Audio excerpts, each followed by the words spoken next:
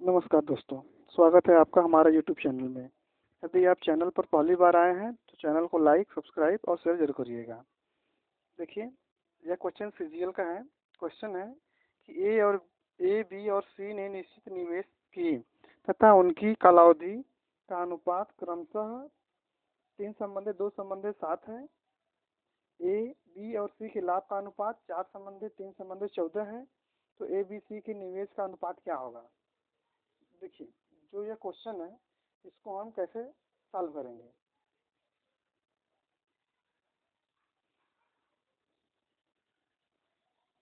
देखिए, पूंजी बराबर क्या होता है? देखिए, कैपिटल या पूंजी बराबर होता है प्रॉफिट बटा के टाइम। मतलब पूंजी बराबर लाभ बटा के समय। और देखिए, हमारा प्रॉफिट कितना दिया है?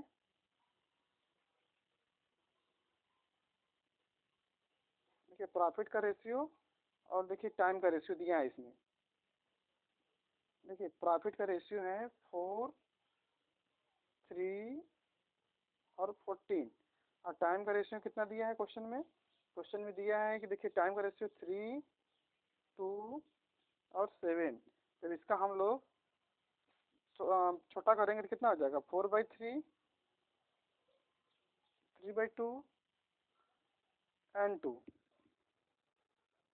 देखिए, जो हमारा कैपिटल है वो हो जाएगा 4/3, 3/2 एंड 2।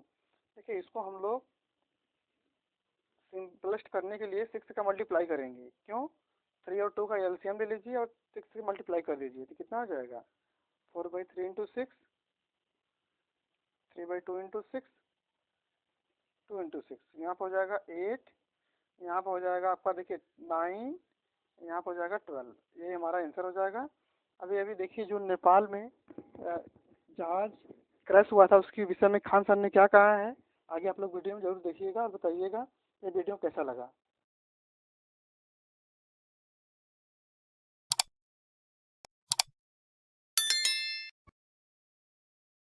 जय हिंद। देखिए 15 जनवरी 2023 को नेपाल में येती एयरलाइन का विमान क्रैश कर गया।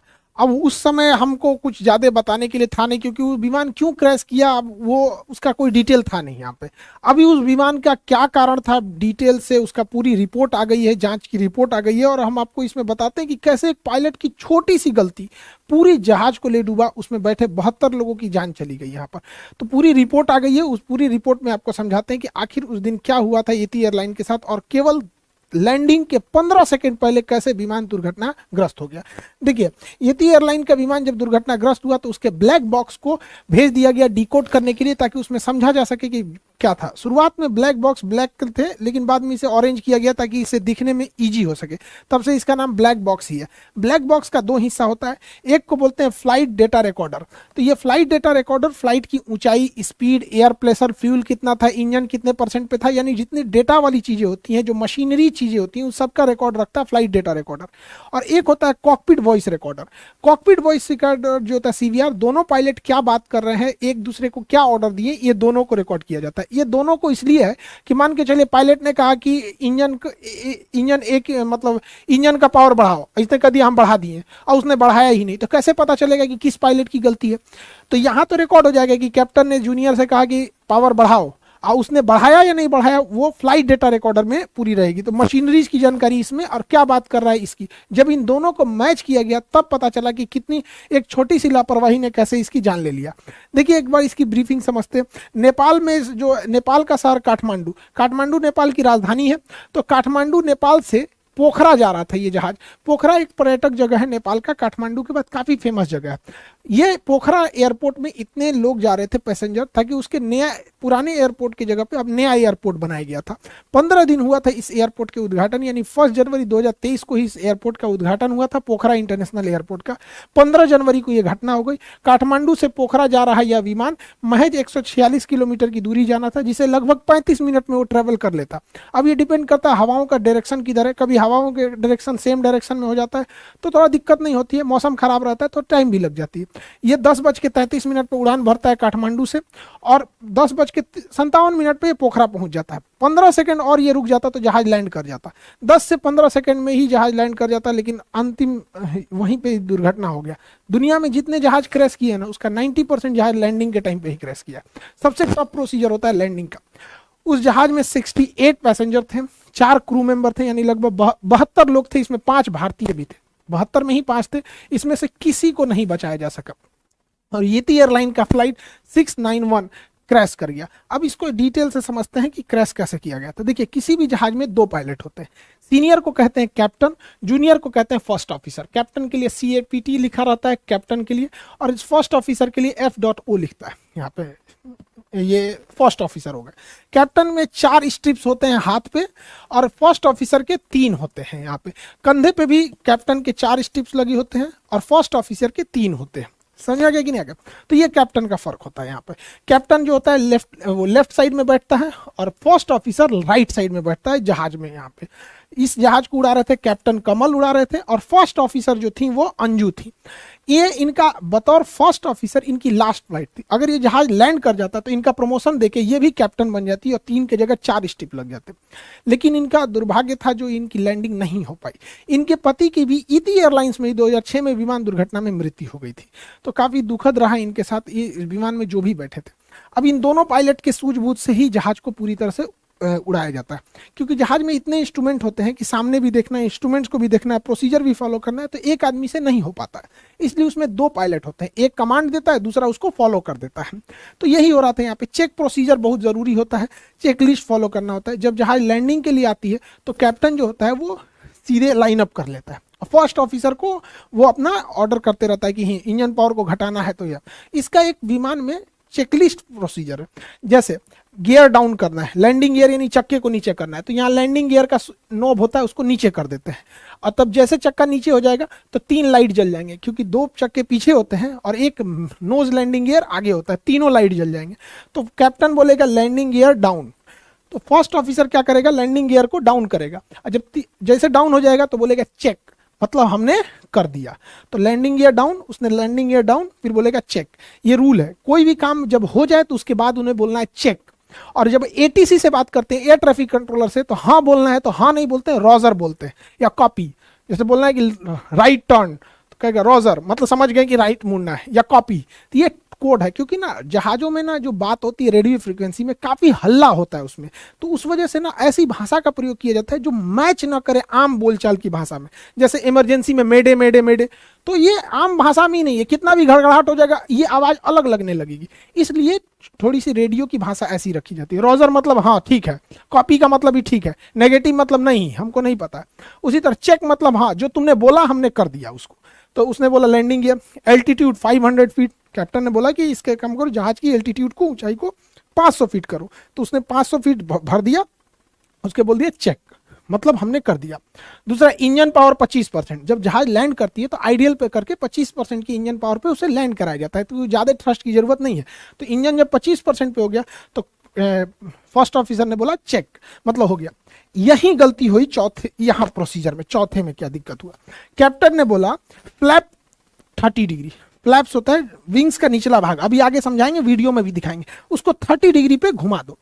इसने बोला चेक, मतलब हमने घुमा दिया। लेकिन जब कॉकपिट वॉइस रिकॉर्डर और फ्लाइट डेटा रिकॉर्डर यानी ब्लैक बॉक्स में पता चला, तो पता चला कि बोला गया कि फ्लैप 30 डिग्री करना है, और को पायलट ने भी कह दिया कि चेक, लेकिन उसने 30 डिग्री किया नहीं था। अब यहां पकड़ा गए इन्वेस्टिगेटर्स कि भैया उसने बोल रहा है कि फ्लैप 30 डिग्री, फर्स्ट ऑफिसर बोल रहा है चेक, मतलब हमने कर दिया। अब फ्लाइट डेटा रिकॉर्डर कह रहा है कि नहीं नहीं नहीं, एक्सीडेंट के बाद भी, दुर्घटना के बाद भी फ्लैप 15 डिग्री पे था। तब सब छाती पीट रहा है, ससुरा तो नहीं। जब फ्लैपवा 15 डिग्री पे था तो ये कौन बटन या दाब के इधरिया से बोल दिया कि चेक, मतलब ये दूसरा कोनो बटन दाब दिया है। इतना तो कंफर्म था। अब जांच के बाद पता चलती है, देखते हैं कैसे होता है, आगे समझिए। यहाँ पे देखिए, जैसे ये पोखरा एयरपोर्ट पे पहुंचे तो एटीसी एयर ट्रैफिक कंट्रोलर ने कहा कि आप रनवे 30 पे लैंड कर जाइए। अभी हम रनवे का भी एंगल बता देते हैं, 30 पे उतर जाइए। तो इन्होंने कहा कि हम रनवे 30 पे नहीं आ पाएंगे, हम घुमा के आते हैं रनवे 12 पर, रनवे 12 पर उतरेंगे। तो एटीसी ने कहा ठीक है, आप एयरपोर्ट का एक चक्कर लगाइए, इस साइड से उतरिए, और यहीं पे विमान दुर्घटना हो गया। एकदम सामने रनवे पे दिखाई दे रहा था रनवे पे, और वहीं दुर्घटना हो गया। किसी भी जहाज में फ्लैप क्या होता है, विंग्स का ये निचला हिस्सा जो दिख रहा है ये होता है फ्लैप, ये अंदर घुस जाता है। देखिए रहता ये बराबर है, लेकिन ये बाहर निकल सकता है, ये बाहर निकल सकता है, इस पाइलॉन पे बाहर निकल सकता है। थोड़ा सा निकलता है तो कहते हैं 15 डिग्री निकला है, और निकल गया तो कहते हैं 30 डिग्री निकला है। ये जितना ज्यादा निकलेगा हवाओं को उतना रोकेगा, फड़फड़ फड़फड़ करेगी जहाज, फड़फड़ फड़फड़। इसलिए जब ये लैंडिंग के टाइम उतरता है, जब रोकने के टाइम पे होता है, तभी इसको नीचे किया जाता है। फुल स्पीड में इसको नीचे करेंगे, जहाज इससे डिसबैलेंस हो जाएगा। तो इससे हम लोग नॉर्मल 0 डिग्री पे रखते हैं।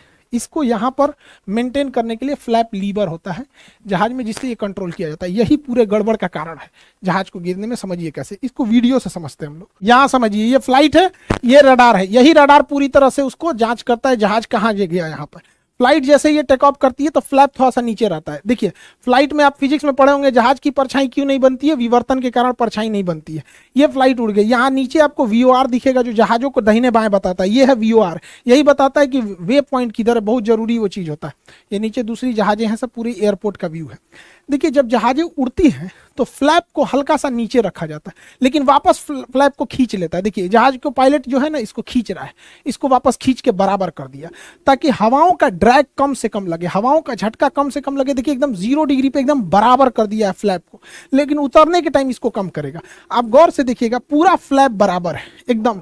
अगर बराबर नहीं रहेगा ना, इतना जोर से हवा लगेगा, बादलों से टकराएगा कि जहाज पलट जाएगा यहाँ पे, इसलिए इसे बराबर रख। देखिए एयरपोर्ट, अब इसको नीचे किया जाएगा, एयरपोर्ट के पास आ गया, देखिए इसको 15 डिग्री झुका रहा है। जैसे जैसे ये एयरपोर्ट के पास जाएगा, इसको और झुका के 30 डिग्री लेके चला जाएगा। अभी तो रनवे से थोड़ा दूर है, पास आएगा तो और एकदम नीचे कर देगा। अब ये नीचे से हवाओं को रोक के स्पीड कम करेगा, और जैसे ये लैंड कर जाएगा यहाँ पे, नीचे से हवाओं को रोकने लगा। अब ये ऊपर से स्पॉइलर खुल जाएगा, ये ऊपर से हवा को रोक रहा है, वो नीचे से हवाओं को रोक रहा है। फ्लैप बहुत जरूरी होता है। ये हवाओं, ये नीचे से रुकता है, स्पॉइलर ऊपर से। जब जहाज रुक जाती है तो स्पॉइलर को नीचे कर देते हैं और फ्लैप को भी रिट्रैक्ट कर लिया जाता है। बड़ा मेहनत से जहाज से एक एक वीडियो बनाना पड़ता है, ये सब चीज़ों को प्रॉपर एंगल से मिलेगा तब। कभी कभी बैठने के पता चलता है कि इस एंगल पे शूट करना चाहिए, उस एंगल पे उतना सीट ही नहीं मिल पाया प्रॉपर। तो आप ये फ्लैप को समझ गए कि फ्लैप रोकने के लिए बहुत काम करता है। स्पॉइलर ऊपर की ओर उठता है, वो ऊपर से हवाओं को रोकता है, ये नीचे से रोकता है। यही फ्लैप को नीचे करना था वहां पे। तो कैप्टन ने कहा वहां पर कि फ्लैप को 15 डिग्री डाउन कर दो। ये फ्लैप है, यहाँ पर फ्लैप को 15 से 30 करना था, 15 डिग्री के बजाय इसको और घटा के 30 करना था। तो कैप्टन ने कहा कि फ्लैप 30 डिग्री। तो कैप्टन ने कहा चेक, मतलब 30 कर दिए, लेकिन उन्होंने नहीं किया।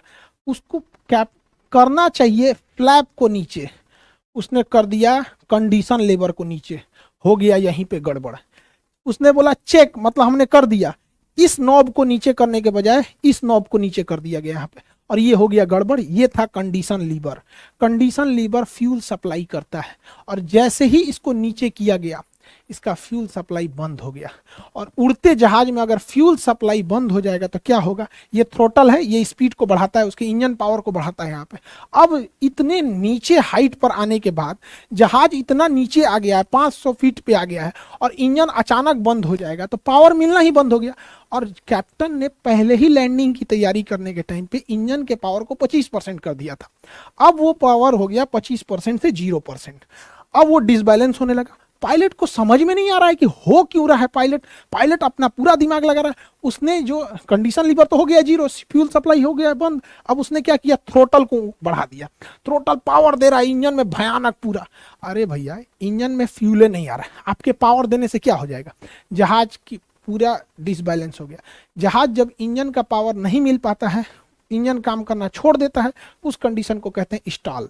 स्टॉल अगर बहुत ज़्यादा हाइट पे होता है तो समझ में आता है, बचाया जा सकता है, लेकिन लो हाइट पे अगर स्टॉल हो गया तो बचाना बहुत मुश्किल होता है। ये 500 फीट की हाइट पे था, जब तक पायलट संभले कि एल्टीट्यूड गिरते गया और ये विमान पूरी तरह से बगल में ही रनवे से महज 15 सेकंड पहले ये विमान इस तरह से बैंक हो गया। झुक जाता है तो बैंक कहते हैं, मुड़ता है तो मुड़ना अलग होता है, बैंक मतलब होता है झुक जाना। जहाज इस तरह से बैंक हो गया और ये इसका आखिरी वीडियो था। एक लाइव भी वीडियो इस पे चलाया जा रहा था, बहुत दुखद वीडियो, जिसके बाद ये दुर्घटनाग्रस्त हो गया और प्लेन में आग लग गई। विमान दुर्घटना में ज्यादातर जो मौत होती है वो आग लगने से होती है, क्योंकि आग इतना तेज लग जाता है, जहाज में निकलने का जगह बहुत पतला रहता है, सारे लोग झुलस जाते हैं और इतने लोगों को उनके सपने भी, सबके अपने जीवन के सपने होते हैं, वो सब चकनाचूर हो गए एक छोटी सी गलती से। अब इसको समझते हैं पायलट से ऐसी गलती क्यों हुई। देखिए, ऐसी गलती न हो इसलिए विमान कंपनियां जानबूझ के इस लीवर को छोटा रखती हैं, इसे बड़ा रखती हैं, ताकि पहचानने में दिक्कत ना हो फ्लैप को। दूसरा, फ्लैप अगर पीछे करना है तो इसे उठा के उसके बाद पीछे किया जाता है, जबकि कंडीशन लेबर में लॉकिंग सिस्टम अलग होता है, इसमें डबल लॉक होता है। यहाँ से पायलट को अगर कंडीशन लेबर को नीचे करना है, हो सकता है कि किसी एक इंजन में आग लग गया हो तो उस इंजन को बंद कर दिया जाता है, इसलिए इसके दोनों का अलग अलग लॉकिंग होता है। यहाँ पर अलग अलग लॉक करने के लिए होता है, इसमें अलग अलग नहीं कॉमन होता है एक ही बार। अब पायलट को कैसे ये कंफ्यूजन हुआ कि इसको पीछे करने के पहले इसमें दोनों हाथ लगाया होगा, दोनों हाथ से ये लॉकिंग लीवर को ऊपर खींचा होगा, उसके बाद पीछे किया होगा, फिर भी उसको ध्यान नहीं आया कि लॉकिंग लीवर तो हम कंडीशन लीवर के लिए करते हैं, फ्लैप के लिए तो बस इसको उठा के पीछे किया जाता है। यहाँ पे एक यहाँ गलती हुई, मान के चलिए ये गलती हो गई तो पायलट को कोई ना कोई अलार्म तो मिलना चाहिए ना। अलार्म आखिर ये कहीं ना कहीं इंडिकेट तो होना चाहिए कि फ्यूल सप्लाई बंद हो चुकी है, तो यहाँ गड़बड़ी हो गया। ये डिस्प्ले इतना ज़्यादा होता है और इसमें फ्यूल सबसे छोटा दिखाया जाता है। ये इतने डिस्प्ले में एक होता है प्राइमरी फ्लाइट डिस्प्ले, ये होता है इसमें जहाज की एल्टीट्यूड कितनी है, उसका वर्टिकल स्पीड कितना है, स्पीड कितनी है, विंड डायरेक्शन कितना है, ये सब चीज़ें, बाहर का टेम्परेचर क्या है, ये सब इसमें दिखाता है। ये दो होता है, कैप्टन के लिए भी होता है, फ्लाइट ऑफिसर के लिए, उसे प्राइमरी फ्लाइट डिस्प्ले कहते हैं। तो ये पीएफडी डिस्प्ले होता है। इसके बगल में नेविगेशन डिस्प्ले होता है, इसमें जहाज दोनों साइड में होता है, नेविगेशन डिस्प्ले दोनों साइड में, इसमें जहाज किस डायरेक्शन में जा रहा है, उस कितना एंगल पे उड़ रहा है और आगे बादल है या नहीं, मौसम खराब है कि नहीं, ये नेविगेशन डिस्प्ले पे दिखाता है। वे पॉइंट कहाँ से दाहिने और बाएं मुड़ना है।